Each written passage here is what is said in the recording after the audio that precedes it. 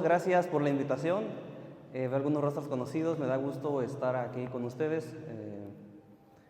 Pues el padre Héctor me ha hecho la invitación junto con los coordinadores y he aceptado gustosamente. Actualmente soy vicario en la parroquia de Nuestra Señora del Rosario de Fátima, en Playas de Rosarito, y pues también me desempeño como maestro de Teología Pastoral en el Seminario Diocesano de Tijuana, en la Facultad de Teología, desde luego, y bueno, participo en algunas tareas diocesanas y con mucho gusto estoy aquí para compartir con ustedes esta reflexión del proyecto global de pastoral. Tengo entendido que ya lo han estudiado asiduamente, entonces me siento con más tranquilidad, puedo preguntarles y bueno, sé que van a también a participar y a contribuir en la reflexión de este día. Pues reconozco mucho, agradezco su esfuerzo como movimiento que tienen por seguir formándose, por conocer los lineamientos actuales que la Iglesia tiene para nuestra actualidad. Y vamos a encontrar, espero que al final de esta reflexión, los desafíos que tenemos como Iglesia.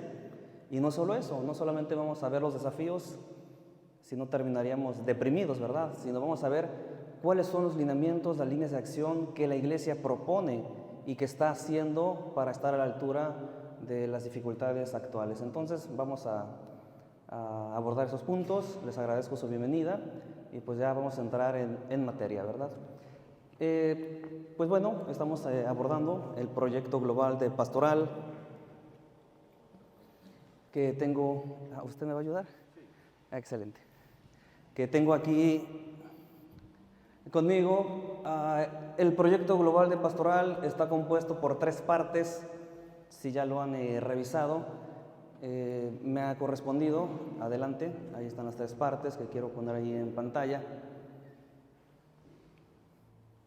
Aquí están: miramos la realidad, interpretamos y juzgamos, actuamos. Este es un método, hermanos, esas 3 partes, estos 3 momentos, corresponden al método teológico de acción de la Iglesia, de manera especial en nuestra realidad de América Latina. Este es el método, 3 pasos. 1, miramos la realidad y de manera particular en nuestro país, como pueblo redimido por Jesucristo y amado, un pueblo amado por Santa María de Guadalupe, la Madre de Dios, que ha querido hacerse una de nosotros.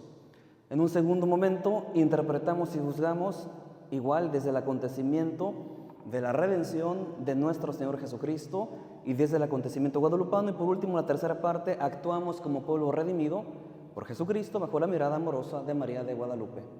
Aquí están las 3 acciones clave. Número 1 es: miramos la realidad, interpretamos y juzgamos y actuamos.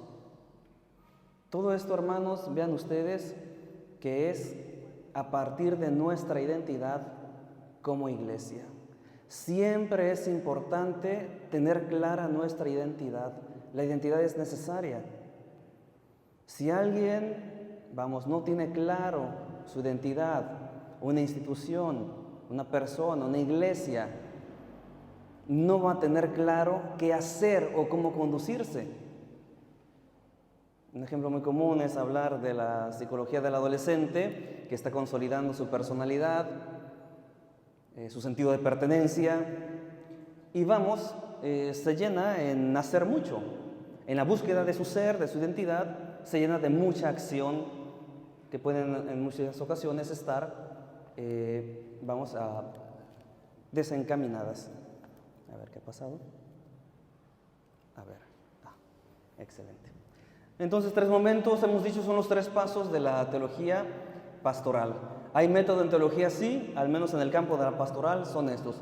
El primer momento es hacer un análisis de la realidad, qué está pasando, quiénes somos también, cómo estamos situados en la realidad. Número 2, viene la parte interpretativa, la parte de criterio. Y por último, la de la planeación y ejecución. Entonces ya estamos situados, ese es el esquema general del proyecto global de pastoral. Estamos en la parte primera, miramos la realidad. Ni siquiera aquí tiene el apuntador. Y aquí está para Las diapositivas. no hagan. Pero apuntador. Usted me da los cambios entonces. Sí, yo leo. Pero si quiere poner apuntador. Muy amable. Bien, entonces estamos en la primera parte, ustedes en la formación que han llevado bimestral, como tengo entendido, esos son los apartados que contiene esta primera parte, la mirada sobre la realidad global, estamos hablando de nuestro país, la mirada a las heridas y esperanzas de nuestro pueblo mexicano. Hay que reconocer la experiencia de iglesia que tenemos y por último la experiencia de iglesia insertada en nuestra nación mexicana, desde luego, y por último, ahora sí, a nuestra iglesia. Hablar, hermanos, de renovación, de proyecto, de pastoral, que son líneas de acción, implica también un autoexamen. ¿Qué es mi responsabilidad? ¿Qué puedo hacer? ¿Dónde estoy situado? Eso nos corresponde como iglesia, siempre es importante. Entonces ya han revisado ustedes este contenido. Hoy yo me voy a centrar en el inciso C, la mirada a nuestra iglesia. Quiero señalar algo que seguramente saben y son conscientes todos, que estamos asistiendo a un cambio cultural, eso es cierto. Ustedes recuerdan la espiritualidad, la manera de vivir de la fe de nuestros abuelos, de nuestros papás, era diferente a la que tenemos hoy. Y hay que aceptar que ha habido un cambio en la conciencia de nuestro pueblo. La cosmovisión de fe ya no es la principal, ¿ok? Hay diferentes, propuestas de vida y la fe está entre una de ellas. ¿Cuál es la postura oficial de la iglesia ante eso? Yo sé que no me van a decir que satanizar la cultura, ni el tiempo actual. No podemos hacer eso como iglesia. Pero tampoco podemos negar que hay un cambio de conciencia y estamos en un cambio de época, un cambio cultural, en un punto de inflexión, donde han entrado crisis muchos valores. El de la fe es uno de ellos, la concepción de iglesia. Estamos en un punto crucial de la historia. Por eso nos experimentamos en confusión, nos experimentamos con incertidumbre, estamos haciendo lo correcto como iglesia, sí o no, somos poquitos en el movimiento, unos se van, nos llegan, ¿qué estamos haciendo? Hay incertidumbre, hay confusión y puede quedar la duda, ¿estamos haciendo las cosas bien sí o no? ¿O qué debemos hacer? Estamos en un cambio de época, en un punto de inflexión. Y es necesario, la iglesia ya lo ha hecho, una reflexión. No solamente, hermanos, vean sobre el mundo, la cultura. Hay esa reflexión proyectiva, hacia afuera, con los instrumentos de la ciencia, sociológicos, culturales, sociales, hasta políticos. Pero no solamente es proyectivo hacia afuera. El análisis va hacia adentro, hacia otra vez nuestra identidad y nuestra misión como iglesia. Entonces ustedes ya han hecho esta parte proyectiva hacia afuera, análisis sociológico, cualquier aspecto fenomenológico, cultural, y ahora vamos a hacer hacia adentro. Ya son conscientes de esta parte, ahora hacia nosotros como iglesia. Entonces hemos referido la postura de la iglesia, ¿cuál es? Respecto a la cultura, al cambio de época, no es de condena, sino ¿cuál es la postura de la iglesia? La cultura actual. Dicen apertura, ¿algo más? Conciliadora, excelente, otra palabra, ahí escuché. En salida, excelente. ¿Sabes que hay un acontecimiento que ha marcado el rumbo de la iglesia en los últimos años, que es el Concilio Vaticano II? Yo sé que lo han estudiado en reiteradas ocasiones, que ha sido en la década de los 60. La iglesia ahí ha hecho un parteaguas, un antes y un después, cuando reflexionó sobre sí misma también, y sobre su lugar en el mundo y sobre su misión. Allí dice la iglesia que el mundo, entendiendo cultura, desafíos, avances, ciencia, todo, que el mundo es interlocutor de la iglesia. Es un cambio de actitud, es un cambio de una reconfiguración interna de la iglesia, de mentalidad, de renovación, de inspiración por el Espíritu también. ¿Perdón? Ese concilio que Estamos hablando de los 60, el Concilio Vaticano II, y previo a ese está a finales del siglo XIX, en el año de 1879, al 81, al 83, la segunda sesión, que fue el Concilio Vaticano I. ¿Ok?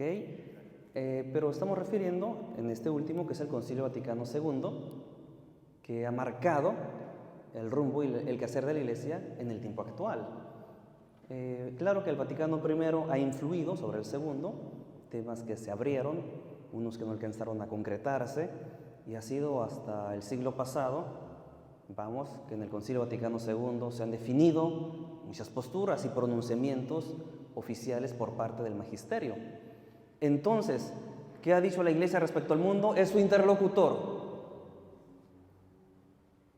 ¿Qué significa esto cuando tenemos un interlocutor? Pues que yo no solamente llego e impongo, o yo llego y enseño, o pienso que yo sé todo y vengo a enseñar a los que no saben. Si el mundo es interlocutor, significa que el mundo tiene algo que decir, como en un diálogo. No solamente habla alguien y el otro escucha solamente. Hay alternancia en estas funciones. Significa que la Iglesia también aprende del mundo, imagínate. Para algunas posturas muy, ¿cómo diríamos? Para no escucharnos con acentos políticos, no, conservadores, no. Para algunas posturas que les haga falta mayor apertura, es impensable. ¿Cómo la Iglesia va a ser eleccionada por el mundo? Pues desde luego que sí, porque los fieles en todas naciones, en toda época, tienen sus propios desafíos, interrogantes, anhelos, preocupaciones. Y la Iglesia por eso se coloca ahora no solamente como alguien que está en una posición de juez o de maestro, sino como interlocutor. El mundo tiene algo que decir.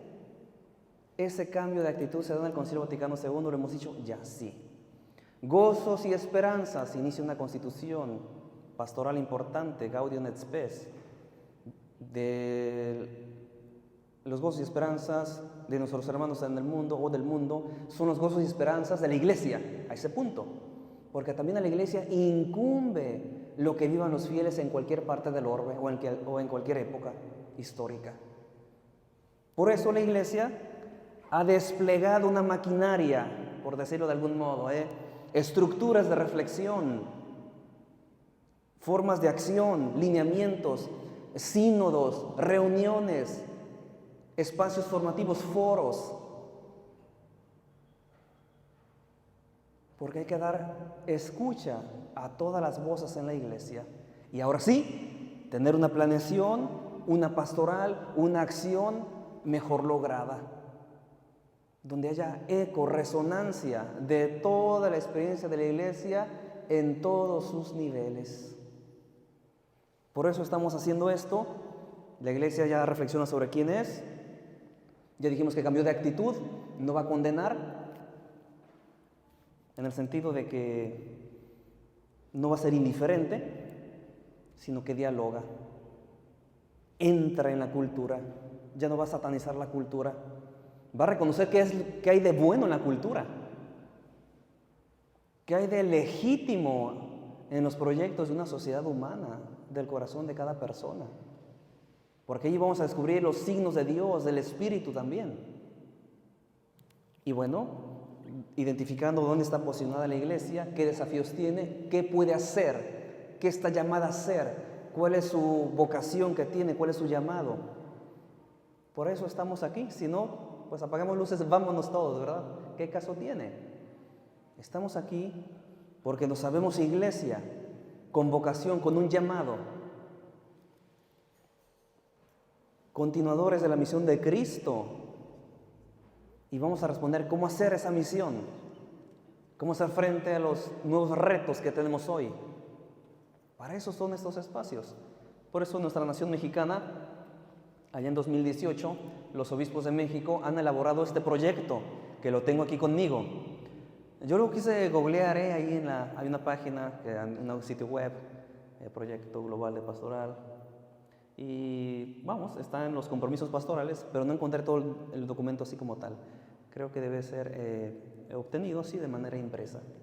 Bien, entonces es del año 2018, también emanó de este mandato del Papa Francisco cuando visitó nuestro país en el año 2016, se reúne con todos los obispos en la Catedral Metropolitana allí en la Ciudad de México y dicen, elabórese un proyecto de pastoral. Bueno, pues los obispos se pusieron en tarea con todas las estructuras eclesiales y claro que los laicos que son la iglesia están también incluidos en esto. Muy bien, entonces no quiero hacer más largo esta introducción. Vamos ahora sí, no solamente hemos dicho análisis hacia afuera, decir mira qué mala cultura, mira la música, mira esto. ¿Qué hay en ella? ¿Qué podemos hacer? De lo contrario seremos como una especie de profetas apocalípticos que todo está mal. ¿Qué podemos hacer? ¿Qué estamos llamados a hacer? Algunos dicen, bueno, con un cierto, no sé cómo llamar esto, un cierto complejo de inferioridad o estamos intimidados por la cultura, muy desafiante, ¿eh? ¿Qué hacemos como iglesia? No podemos expresar abiertamente, la fe la vivimos solamente dentro de los muros de un templo. Yo quiero adelantar una de las conclusiones que espero tener al final del tema de hoy, de esta reflexión. La iglesia tiene mucho que aportar a esta sociedad y a esta cultura. En otras palabras, tienes mucho, como bautizada, por aportar a esta sociedad, relevante, necesario. Espero que podamos llegar a esas conclusiones. Adelante, vamos a ver. Entonces, estamos en el inciso C, en la mirada a nuestra iglesia, nos referimos a nuestro país, excelente. No es posible entender a México, como dice la reflexión de los obispos, su historia y su identidad, sin la presencia evangelizadora e inculturada de la Virgen de Guadalupe, Reina de México y patrona de nuestra libertad.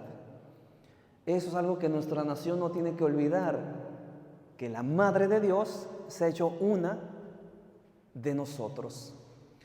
Hay muchos frentes, posturas respecto a la valoración de la historia de México, especialmente por el periodo de la colonia, el periodo de evangelización, hasta en las políticas federales, no quiero entrar en mayores detalles, traen esto que llaman deuda histórica. Toda historia es compleja. Tu propia historia es compleja. En tu familia, tus padres te dieron valores, pero también antivalores. Todos.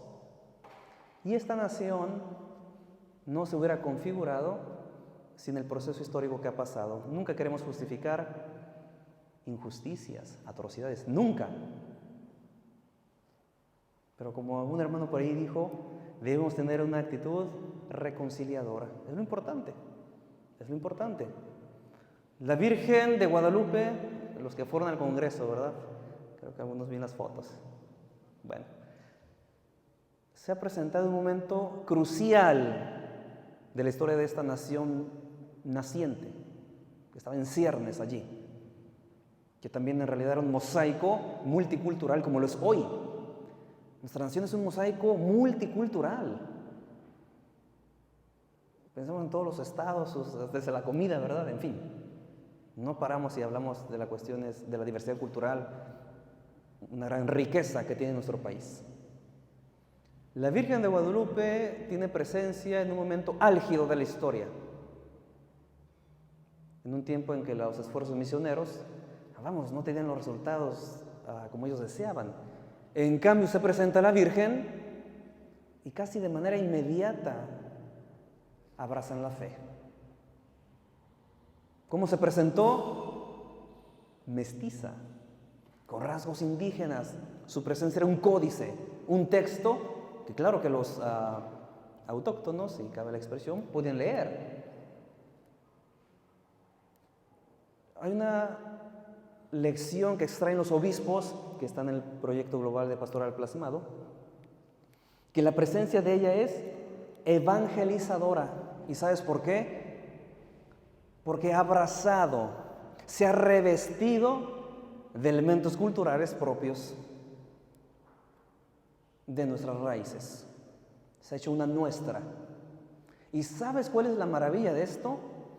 Que no vino a censurar, a tipificar, sí, no, sino que con su presencia ha hecho posible que la cultura sea vehículo de evangelización. Eso es lo que estamos llamados también nosotros a continuar. Hacer que la cultura, no satanizar, sino que la cultura sea vehículo de evangelización.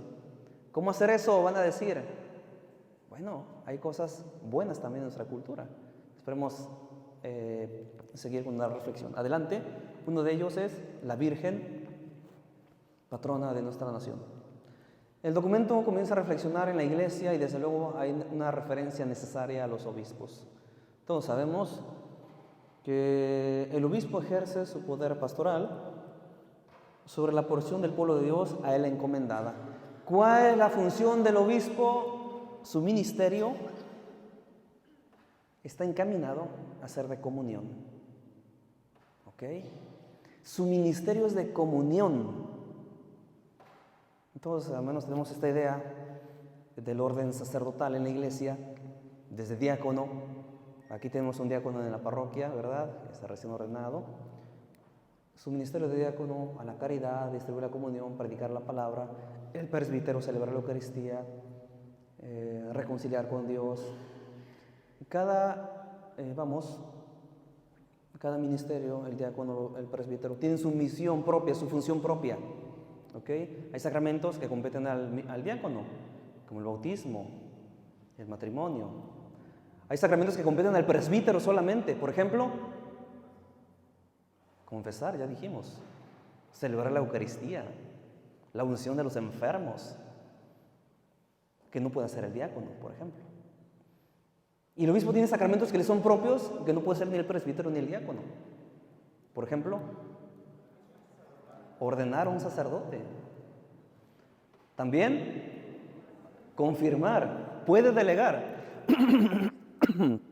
Ya sabemos que puede delegar, pero le es propio y puede hacerlo por delegación, confiarlo a alguien más. En fin, la misión, el ministerio del obispo está destinado a la comunión, a la unidad. Solamente el obispo en una diócesis es signo, causa de unidad en el ministerio del obispo. Ningún presbítero, que no me escuchen mis hermanos presbíteros, ahora me van a malinterpretar, pero eso yo lo digo en las clases del seminario, que quede claro a los muchachos desde la teología, no crean que movido por algo visceral mío, sabrá Dios. Ningún presbítero es fermento de comunión en una diócesis sino el obispo, porque la piedra de toque de comunión nuestra con la iglesia pasa a través del obispo. Si alguien se separa del obispo, rompe la comunión con la iglesia. A ese grado es importante el ministerio del obispo, es de comunión. Entonces, la iglesia reflexiona, la iglesia de México, los obispos mexicanos dicen, reconocen la labor de obispos en lugares de violencia donde han sido mediadores para crear reconciliación, sanación. Compete a los obispos esa tarea delicada, de cuando hay víctimas, dar escucha, ser cercano. ¿Qué pasa cuando no ocurre esto? Cuando alguien que tiene autoridad no se acerca a los débiles, al que sufre, al que es víctima. Pues ahí incrementa la herida en aquel que ha padecido una herida, una ofensa, algún mal, una injusticia. Es crucial la labor de los obispos. Y si tú te echas un clavado en el texto, no allá en la alberca, ¿verdad? También más tarde. En el proyecto global de pastoral, vas a ver cómo valoran la Conferencia Episcopal Mexicana la labor de los obispos en todo nuestro país. Muchos en situaciones muy complicadas, en lugares donde está muy polarizado por cuestiones políticas o de violencia. Es crucial. ¿Qué más? Vamos a avanzar, no quiero detenerme mucho en cada uno de esos puntos. Los sacerdotes son los principales colaboradores del obispo. Cuando nos ordenan eso nos dicen, vas a colaborar con el obispo. Vas a tener planes en tu parroquia, desde luego, iniciativas, excelente, pero todas encaminadas a continuar el proyecto de un obispo en su diócesis. De lo contrario, que haríamos cisma, división, y no nos es permitido. Nunca nos es permitido. Ni yo como vicario, imagínate yo en la parroquia allí, líbrame Dios que no hay nadie en mi parroquia, ¿verdad? Que esté hablando del padre, del párroco con el grupo de matrimonios, o los de renovación, o haga facciones, frentes. No puedo, no debo lacerar la unidad en una comunidad. Entonces, como presbíteros tampoco, podemos prescindir del obispo. Somos como extensión de la presencia del obispo en cada una de las parroquias. Y eso como presbíteros, como párrocos también, nunca deben omitir ser conscientes que ellos son la presencia del obispo en una parroquia, cumpliendo esas funciones, enseñar, santificar y guiar. Las funciones, la misión de Cristo, sacerdote, profeta y rey, aquí está contenida. Adelante. También no podemos dejar de lado la vida consagrada en nuestro país, desde vida contemplativa hasta misioneros, hombres, mujeres, que dedican su vida, consagran su vida a Cristo, al Evangelio, en bien de los demás. La vida contemplativa, que son propiamente los monjes, las monjas, donde no salen a misionar, no salen a predicar, porque los monasterios son un foco de espiritualidad y son las personas que acuden a los monasterios, no que los miembros de los monasterios salgan. Las personas acuden a los monasterios porque son un foco de espiritualidad para una iglesia, para una comunidad. Misioneros valientes, que se dedican a actividades de caridad, etc. Desde vida contemplativa, vida activa, los obispos dicen hay que considerar este don precioso y es necesario la presencia de la vida consagrada. Dice, ha estado en el pasado, está presente y también en el futuro del pueblo de Dios, porque la vida consagrada pertenece íntimamente a la vida del pueblo de Dios y a la santidad del pueblo de Dios. Qué maravilla, de que en todos los planes pastorales se incluya la vida consagrada. Si hay una congregación con un método muy bueno a la educación o a la juventud, pues impulsarlos, darles proyección en una diócesis. Imagínate qué maravilla. Es una riqueza tener todos esos carismas. Adelante. Seminario y vocaciones, también como dicen los obispos de México, es necesario fortalecer la convicción de que toda la iglesia es responsable de sus sacerdotes y de sus vocaciones. Y recordar como pueblo de Dios, esto, ¿verdad? Esta consigna bíblica, que la mies es mucha y los obreros pocos. Y debemos orar por las vocaciones. ¿Qué implica para los obispos este tema? Muchísimas cosas. No quiero aquí crear polémica, Es un tema importante para todo obispo, su seminario. Imagínate la tarea delicada de formar a jóvenes que van a ser futuros pastores. No basta que uno sea buen estudiante. Imagínate, me puedo saber la Biblia, todo cualquier tratado teológico, y eso significa que yo tenga un corazón de pastor. Fíjate que si buscamos malos ejemplos de padres, no vamos a batallar. Métete al internet, ve un video donde habla una reflexión de Dios y vete a la caja de comentarios, gente en contra, todo vas a hallar, sin batallar. Me parece curioso, de que hay un video de oración, cualquier cosa en las redes, y yo pongo amén, no pongo algo, ¿no? Y no, me llueven como 100 comentarios en contra. Hay una predisposición, y debe cuidarse la formación en los seminarios. Yo te puedo decir, me siento pues de generaciones jóvenes, actuales, me siento actual. Te puedo decir con toda circunspección que es necesaria, que pasamos por muchos procesos para salir del seminario. Pesados, duros, de reconfiguración, de sanación, de liberación, de muchas cosas, en todo ámbito, espiritual, intelectual, psicológico incluso, No es fácil.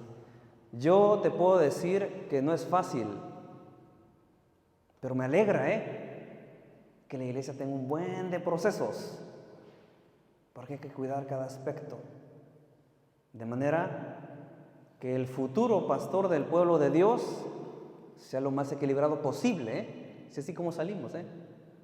Este campo lo podemos trasladar a cualquier vocación, a los matrimonios, donde hay una escuela para ser papás, para ser mamá, para ser esposo, esposa.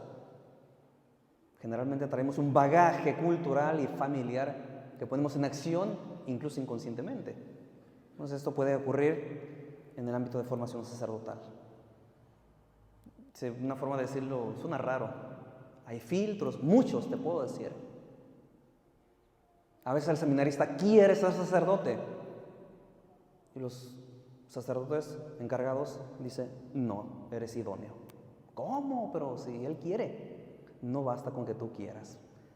A veces los padres ven a un joven con todas las cualidades, carismático, todo es el hombre, deportista, pastoral, todo es, con dones de canto, todo, muy completo, un Ironman, ¿qué será, verdad?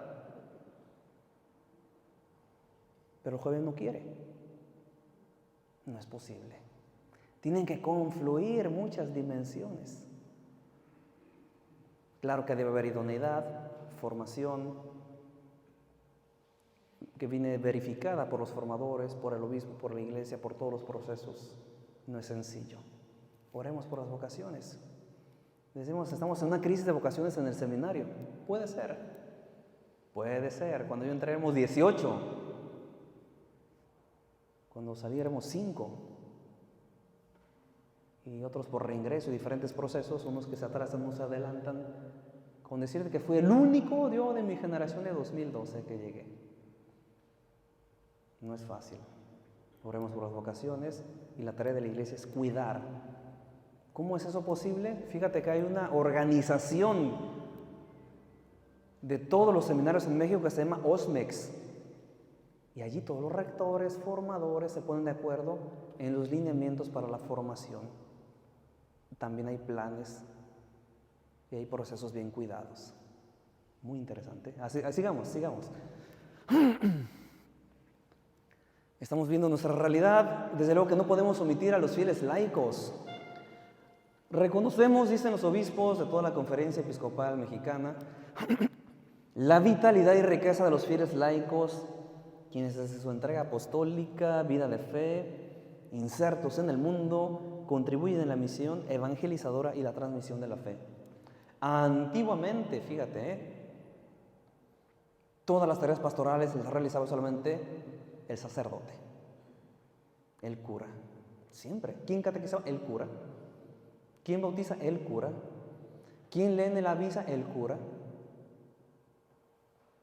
Hasta que hubo un momento de renovación en la iglesia, otra vez Concilio Vaticano II, que llevó a reflexionar, también todos los bautizados tienen parte activa en la iglesia.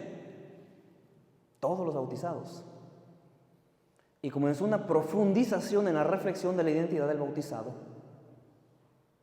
El que se ha bautizado también se ha consagrado a Cristo y está llamado a vivir a la altura de esa vocación.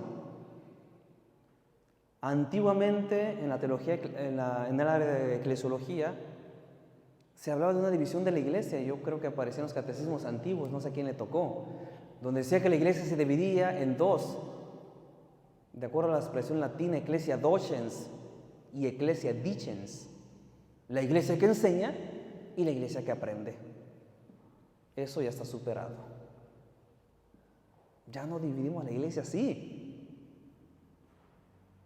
Los laicos también son agentes de pastoral, imagínate. Donde el sacerdote no llega, en el transporte, en los ámbitos de trabajo, en los ámbitos educativos, en los ámbitos políticos, allí hay un bautizado que es iglesia. Hay una muy amplia actitud de crítica o rechazo a la iglesia, pero olvidan que si uno es bautizado es iglesia. Y cuando uno está a punto de hablar de la iglesia, uno debiera preguntarse, como iglesia, ¿qué hago yo? Entonces los obispos dicen, valoramos que en muchas estructuras eclesiales se tome en consideración a los laicos, Por eso el laico ya participa a partir del Concilio Vaticano II en la liturgia. Hay lector, hay salmista, hay el monitor. ¿Qué otra cosa? El coro. Debiera haber ministerio de acogida, ¿sabías?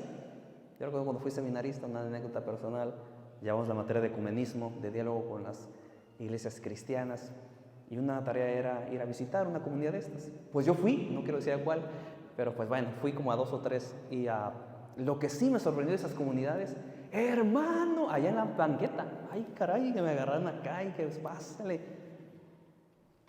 Crean un buen ambiente de acogida. Y dije, vamos, yo entro al templo y vamos, claro, con la reverencia de ir al templo y todo, pero es un ambiente más frío. Bueno, debe haber un ministerio de acogida. En fin, ¿hay mayor participación del laico? Sí. Pastoral, social, pastoral, todas.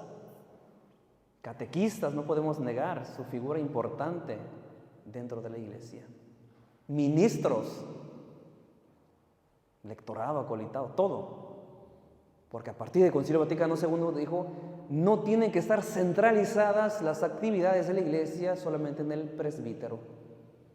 El bautizado también es iglesia. ¿Ok? Entonces, los obispos, si tú lees el texto, no quiero ser exhaustivo aquí, valoran la presencia de los laicos en muchas estructuras diocesanas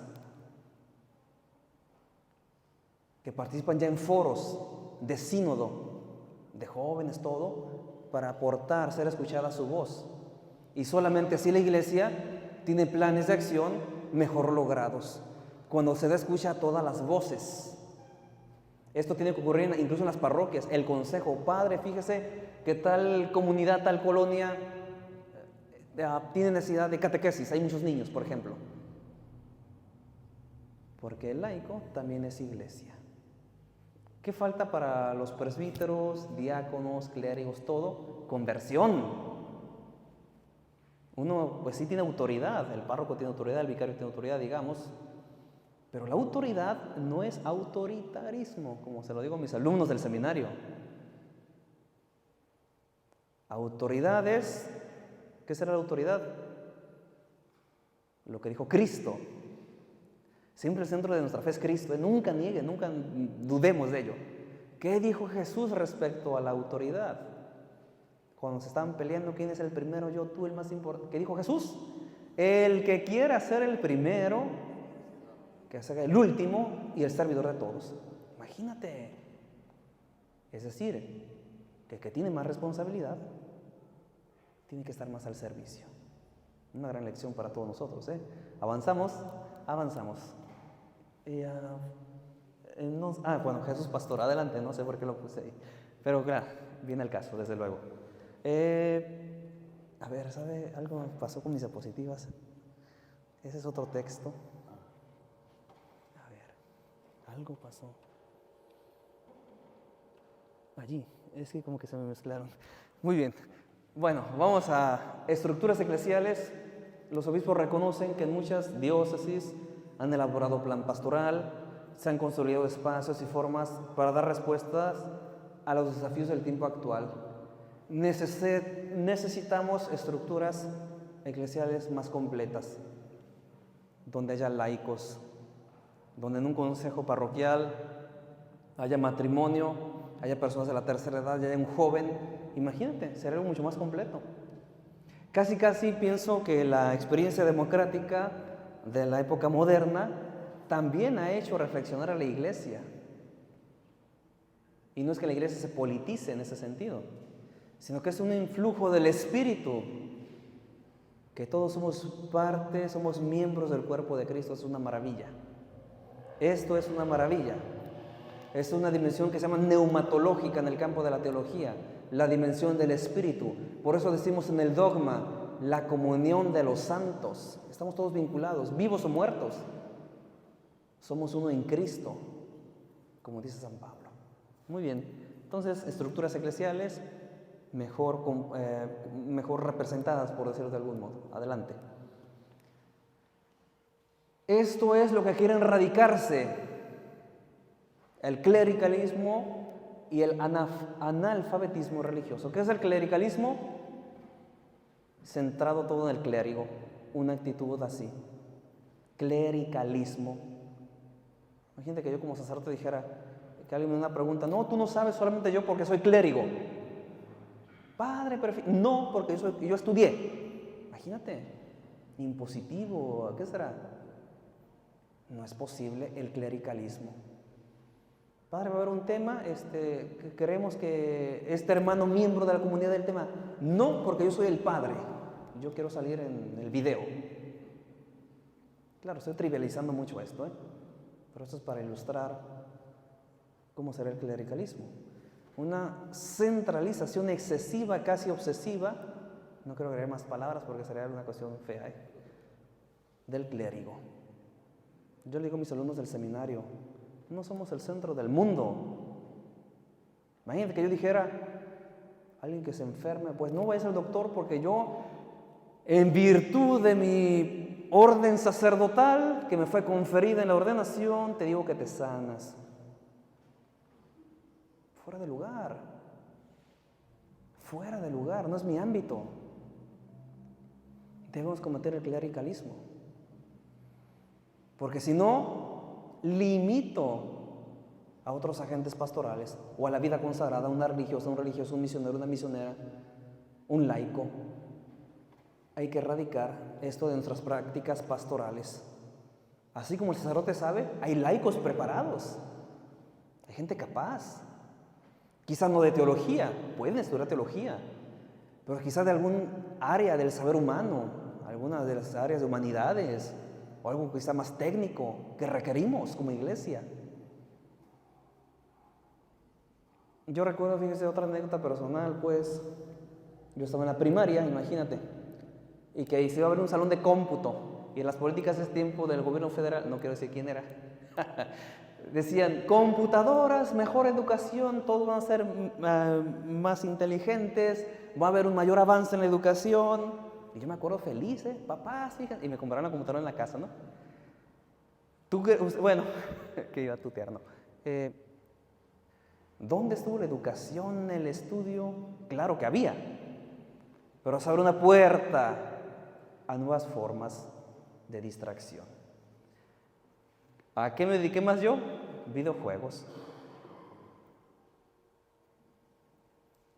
De manera, hermanos, que en ese tiempo, yo te digo esa cápsula personal, decían que la educación, más inteligencia, bla, bla, bla, avances, sí está la cuestión técnica, la cuestión de las tecnologías, la ciencia, pero no equivale a una calidad de personas, de formación, no. Actualmente estamos en una época de niños muy buenos en tecnología, excelente, como nunca antes. Ellos tienen una gran inteligencia asociativa, de link. Están aquí, están allá y relacionan todo de esa manera, vinculante, asociativo, excelente, como nunca antes. Y a veces no como adulto, oye, ¿cómo se hace esto, verdad? Pero hay deficiencias. Hablemos, cuando le preguntamos, explícame este concepto, batallan. Hay dificultades en concentración, en profundización, en abstracción, en razonamiento crítico, hay dificultades. Así que el tema no es la tecnología, tenemos herramientas muy buenas, uso proyector, usamos redes, todo. Pero requerimos otro tipo de formación. ¿Ok? ¿Cuál es la formación que tiene la inmensa mayoría de nuestros fieles en nuestros templos en respecto a la fe? El catecismo infantil. Esa es la preparación de la mayoría de nuestros fieles. Una catequesis infantil. Yo no estoy denigrando en modo alguno la catequesis infantil. Participo en la Comisión de Sinodal de la Catequesis, imagínate. No. Pero sí tenemos este imperativo de crear estructuras necesarias para la formación de nuestros fieles. Porque hay un déficit en la formación cristiana y verdades fundamentales de la fe. Hay confusión. Sí requerimos estructuras para formación de los fieles, sí. Toda formación siempre es digna de ser valorada. Y yo he percibido en las parroquias, los fieles, quiero formarme, quiero saber esto, aquello. Y tal vez como iglesia Nos falta crear las estructuras necesarias para formar en muchos ámbitos. Adelante, ya vamos cerrando. Y ya para preguntar, voy a preguntar, No es examen. Bien, otro punto que nos pone a reflexionar los obispos es el urbanismo y la piedad popular. La población urbana ha crecido en los últimos años, las ciudades más grandes se hacen más grandes. Pensemos en nuestra Tijuana, olvídate. Y también hay nuevos desafíos, áreas residenciales y a un lado una gran densidad demográfica, en hacinamiento, en violencia, en problemas sociales. Es real. Gente que llega por tema de movilidad humana, migración, que llega con sus costumbres del interior del país, y aquí la parroquia es diferente, no tienen su fiesta, no tienen sus santos, no tienen sus procesiones, y vamos, se acercan a la iglesia y estamos quedándoles a deber como comunidad. ¿Cómo acogemos a los que llegan? O espero no encontrar la actitud de rechazo, que no vengan más. Pues vamos, hay oportunidades para todos. Hay que organizarnos, desde luego. ¿Cómo acompañar y atender a esta porción de la iglesia? Dicen los obispos, que es nuestra tarea pendiente, especialmente Tijuana, que como han dicho don Francisco, nuestro obispo, rostro migrante también. Adelante. Esto no lo podemos negar, dijimos del inicio, hay un debilitamiento en la fe, en la identidad cristiana. Esto ya está presente en nuestra cultura, este deterioro de la identidad cristiana. Último INEGI del anterior, que eran 80, una cosa así, 90%, ahorita ha decaído mucho el porcentaje de los que se consideran sí mismos católicos. Decimos católicos y ven los índices de violencia y corrupción en nuestra nación. Hay una incoherencia, podemos decirlo allí. Hay un descontento más generalizado con la iglesia como institución. ¿Qué falta? Fuerza en nuestro testimonio y esta expresión viva de solidaridad. ¿Esto nos falta? Sí. Sí. Tenemos un grupo de jóvenes vengan, y adolescentes, y no vienen. ¿Por qué no les es relevante? ¿Por qué no les interesa? ¿Lo que la iglesia enseña es verdad? Sí. Las verdades de fe, la dignidad humana, el diseño de familia de acuerdo al plan de Dios, cosas muy buenas. Los obispos dicen que requerimos atender a todo esto con creatividad pastoral. ¿Cuál es el protocolo a seguir? La receta no existe. No quiero que se desanimen.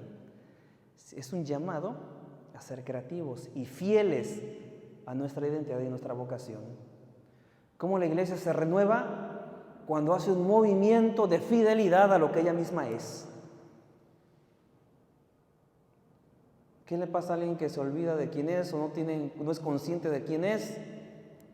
Se deforma. Imaginen que yo olvido que soy sacerdote. Fácilmente desatino. El que olvida que es padre de familia, que es esposo, también. El estudiante que olvida que es estudiante, también. Todos. Es importante la identidad y hay que fortalecerla. Vamos ya a las conclusiones. Adelante, último apartado. Y ahora sí, enmudezco, ¿verdad? Ya estuvo, ahora sí. Desde el encuentro con Jesús es la propuesta de los obispos. Un llamado a la conversión. En el año 2013, cuando llega el Papa Francisco, publica una exhortación apostólica llamada Evangelii Gaudium, que significa la alegría del Evangelio. Y dice que Cristo es el Evangelio siempre nuevo, y encontrarse y reencontrarse con Él es lo que da alegría y sentido a la vida. Eso es, un retorno a Jesús. La iglesia se renueva cuando es fiel a Cristo, al modelo que Él pensó para ella, que encargó a ella. ¿Cuál es la misión de la iglesia? Hemos dicho, tiene que ser fiel a Cristo. Prolongar la misión de Jesús. Esa es la misión de la iglesia. ¿Cuál es la misión de la iglesia? prolongar la misión de Jesús. En otras palabras, podemos decir que la misión de la iglesia es la misión de Jesús. ¿Qué fue lo que hizo Jesús? ¿Qué encontramos en el Evangelio? ¿Qué hacía Jesús? ¿Perdón? Claro, llevó su palabra, el reino de Dios. ¿Con qué gestos, con qué signos? ¿Perdón?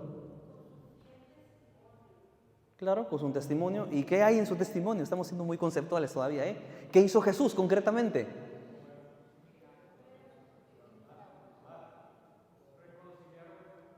Reconciliar. Confiere el perdón de los pecados.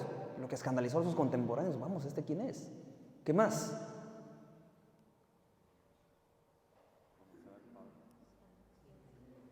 Claro, ok. Ha revelado al Padre Celestial. ¿Cómo? Con lo que dijo y con lo que hizo. Sanar, expulsar demonios. Todo en Jesús habla. No solamente sus palabras, sí sus palabras, pero lo que hace. Perdonar pecados, expulsar demonios, sanar a las personas físicamente, reintegrarlos a la comunidad, que estaban excluidos, marginados, considerados condenados, y los reintegra.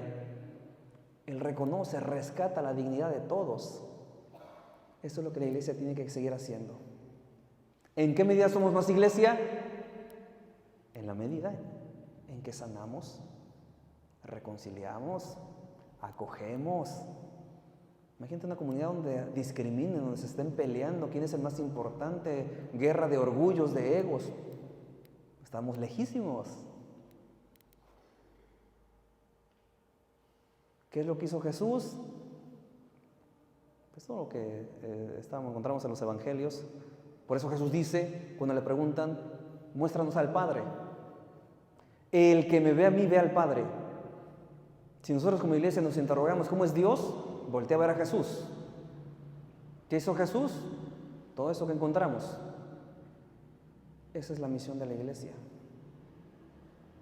Cuando damos sentido de pertenencia, acogemos, que tenemos un ambiente reconciliador, sanador, no un ambiente que enferma, un ambiente que divide. O sea, estamos totalmente en contra de nuestra identidad original que Cristo ha dejado.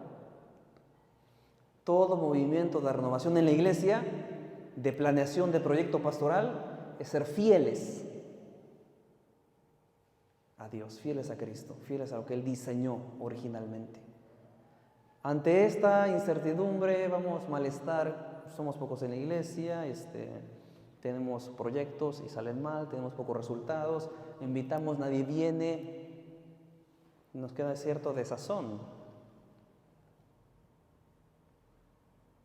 Quiero concluir de que no es en términos cuantitativos. Esto lo he dicho en otras partes, el que me ha escuchado sabe que he concluido esto así. Cuantitativos, no es en términos cuantitativos en que medimos la misión de la iglesia. No, pues somos pocos en la misa, somos pocos en el grupo. No es en términos cuantitativos, sino un aspecto de cualidad. ¿Cuántos apóstoles cambiaron el rumbo de la historia? 12. Aquí somos más de 12, imagínate todo el potencial que hay. No es la cantidad, sino nuestra calidad en la fe, en nuestra espiritualidad, en ser coherentes. No es cuestión de la tecnología, tenemos internet, tenemos YouTube, tenemos las redes. Pero ¿qué falta a nuestro mensaje? No es que el mensaje esté mal, no es que el dogma esté mal. Quizá la manera en que yo vivo mi fe, que no es relevante, que no impacta, que no hay credibilidad, que no hay coherencia. Entonces no es tanto la crítica, hay que tener en cuenta siempre la sociedad, todo, la cultura, pero no tanto hacia afuera la tarea, sino hacia adentro, como hemos dicho al inicio. Hacia adentro, examen de la propia vida. Como decimos en otras palabras, comenzar por uno mismo. Por eso la iglesia, cuando va a realizar una renovación, una programación pastoral, dirige la mirada hacia sí misma. Desde allí empezamos. porque no es en cantidad, sino en un aspecto cualitativo, no cuantitativo, como hemos dicho ya. ¿Qué proponen los obispos para renovarnos? Cristo es el fundamento de nuestra fe y de nuestra iglesia. ¿Hay desafíos nuevos? Sí. En la catequesis, los niños que no nos ponen atención, pues el catequista me mandan por un tubo, pues claro, les pongo diapositivas, no se les hace atractivo. Hay una hiperestimulación visual, todo eso hay. En el campo de la familia, en el campo de adolescentes, de jóvenes, de matrimonios, hay desafíos. Pero debemos hacer un ejercicio de fidelidad a Dios, de renovación primero personal como iglesia y desde luego que vamos a impactar en la sociedad. De esto son conscientes los obispos mexicanos y es lo que nos han plasmado en este proyecto global de pastoral, al menos al cierre de esta primera parte, que es el ver, el análisis. Posteriormente va a venir el juzgar, ¿qué podemos hacer? ¿A qué estoy llamado? Y por último, la acción, la programación pastoral. Esto es actual, este proyecto. Pero lo que le digo a mis alumnos con los documentos del magisterio de la iglesia, no es exhaustivo. Oye, pues llega a las 8, que hay un coordinador, tú das la oración inicial, llamas a fulano. No es exhaustivo. No viene así a ese punto minucioso. Son lineamientos o directrices generales que debemos adaptar a nuestra realidad. Eso es lo que los obispos de México han hecho, porque no es un documento final, es el principio de nuestra acción como iglesia rumbo a 2031 y 2033. Y para los que piensen que si somos relevantes o hacemos eco en la sociedad, claro que sí, nuestra cultura marcada por el individualismo, por tanta soledad, por ideales que ponen en la imagen, en el tener, en todo eso, en la fama. Y la iglesia que tiene una propuesta diferente, que rescata la dignidad de todos, que reconcilia, que perdona, que apuesta a la unidad. Y claro que la propuesta de la iglesia es relevante y aporta mucho a esta cultura. Gracias a todos por su tiempo, atención. Aquí yo termino mi participación. Sí, gracias. Creo que me pasé del tiempo, estoy viendo la hora ya. No sé si hay un comentario o algo, ustedes manejen la... Hay posibilidad, como en las anteriores charlas, si alguien tiene algo que comentar, algo que preguntar, solamente levanta la mano, ustedes podrán... sí, eso es lo que estaba... ¡Wow! Sí, muy amable, gracias. Muchas gracias.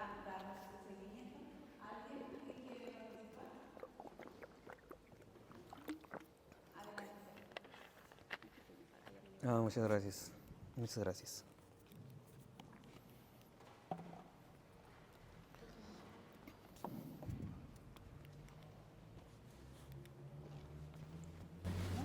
¿A dónde es? ¿Nadie? No, entregaron el micrófono, Jesús. Bueno, entonces... Bueno, si es así. ¿Sí o no? ¿No participan? Yo creí que se había pedido el micrófono. ¿Alguien más? Vale, al no tener participación de nuestros compañeros, nosotros como coordinadores generales, les platicamos un poquito. Nosotros vimos la intención desde el año pasado a llevar una formación continua. Bimestralmente es complicado por los tiempos que todos manejamos y poder convocar, ¿no?, a un grosso del movimiento, que es quien está al frente de cada una de las 21, ahora 22 comunidades en las que estamos nosotros presentes. Habla ahí del debilitamiento de la formación en nosotros y me llamó mucho la atención lo que usted comentaba, en donde nosotros tenemos que ver una perspectiva de que la iglesia en materia de formación, no por demeritar, pero sí por tener nosotros un panorama más amplio que únicamente está la catequesis infantil. Es algo así que comentaba. ¿Qué recomendaciones nos da a nosotros que estamos en parroquia, que atendemos matrimonios que llegan con diferentes situaciones, posiblemente con temas más en el factor humano, que es por la dolencia que muchas veces llegamos a los grupos? Pero ¿qué recomendación nos da a nosotros en el ámbito de la formación? formación, en el ámbito de la búsqueda que nosotros debemos llevar personalmente, Padre, a cada uno de nosotros, sí personalmente, pero también como matrimonio. ¿Cómo podemos combinar eso, sumando todavía un servicio ya en la parroquia? Sí, pues como hemos planteado que este punto en el proyecto global de pastoral, el tema de la formación, especialmente en la fe, es un desafío actual. Lo que compartí en el tema era esto, ¿no? Que para la mayoría de nuestros fieles, la preparación en la fe se está limitada a la catequesis infantil. ¿La catequesis infantil es importante? Sí. Pues claro, pues los niños, toda la catequesis tiene que estar adecuada a la persona, a sus capacidades, desde luego a su lenguaje, todo es excelente. Pero nos ha quedado un prejuicio o una idea mal ubicada en nosotros. ¿Cuál es? Que cuando decimos catequesis pensamos inmediatamente en los niños. Hay catequesis para adultos que se abrazan la fe, se bautizan o completan la iniciación cristiana. Pero la realidad es que la catequesis, ¿para quién es? Para todos, según el magisterio de la Iglesia. La postura de la Iglesia es que la catequesis es para todos. Desde luego que no va a ser lo mismo enseñarle a un niño que a un adulto, o que ya participa, o que es miembro de un movimiento, de un grupo. Deben tenerse espacios, lo recomendable es de formación, de formación en la fe, en los diferentes grupos. Siempre incorporar temas, sé que como grupo de movimiento de matrimonios es especial énfasis en temas de familia, puede ser, en temas de área humana, excelente, pero siempre tener en cuenta todas las áreas que se puedan. Puedo solamente señalar un caso en especial, como participante de la Dimensión Diocesana de Catequesis, a nuestras catequistas no solamente les vamos a dar cuestión de formación doctrinal, teología, también área humana, psicología del niño, del adolescente, hasta las etapas del desarrollo humano, para que también se entiendan los y las catequistas a sí mismos. Identificar situaciones de abuso también. Imaginen todas nuestras comunidades. Por ejemplo, ellos que trabajan con niños. No es que sean expertos o personal médico de la salud mental, nada de ello. Pero deben tener herramientas para manejar, canalizar situaciones. En el área de matrimonios está bien la formación en la fe, en temas de familia, en temas de pareja, excelente. Una recomendación es que sea muy completa, ¿ok? Que impliquen otras áreas en la formación. Entre más amplia, mejor, programada, estructurada. Toda formación, para que sea efectiva, tiene que ser planeada. Hay que planearla siempre. Y he visto esfuerzos en algunas parroquias donde sí hay formación en la fe o curso de catecismo de la Iglesia, que queda abierto, formación litúrgica, o sesiones de área humana.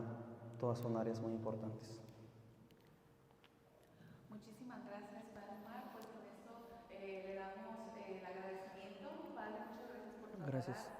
Y pues igual cuenta con cada uno de nosotros. Nosotros estamos en 22 parroquias y pues al servicio de la Iglesia siempre. Muchas gracias. ¿Alguien más? Bien. Padre, agradecerle, como comenta mi esposa, agradecerle a cada uno de ustedes por su presencia. Estamos ante cabeza de comunidad, ante coordinadores parroquiales, ante grupos base, ante matrimonios